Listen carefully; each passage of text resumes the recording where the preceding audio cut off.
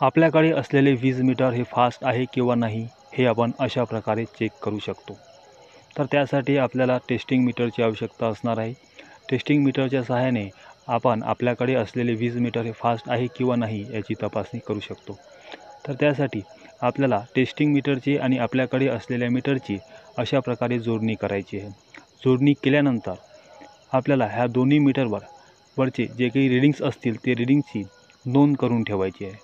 नोंद केल्यानंतर दुसऱ्या दिवशी आपल्याला परत त्या दोन्ही मीटरची रीडिंग घ्यायची आहे। दोन्ही मीटरची रीडिंगची तपासणी केल्यानंतर जर समजा ह्या दोन्ही मीटरवरची रीडिंग जर सारख्या प्रमाणात येत असतील, सारखे युनिट्स जर येत असतील तर हे मीटर नॉर्मल आहे असं समजावे। जर समजा टेस्टिंग मीटरपेक्षा जर आपल्याकडे असलेल्या वीज मीटरची रीडिंग जास्त येत असेल, जास्त युनिट येत असतील तर आपल्याकडे असलेले वीज मीटर हे फास्ट आहे असं समजावे।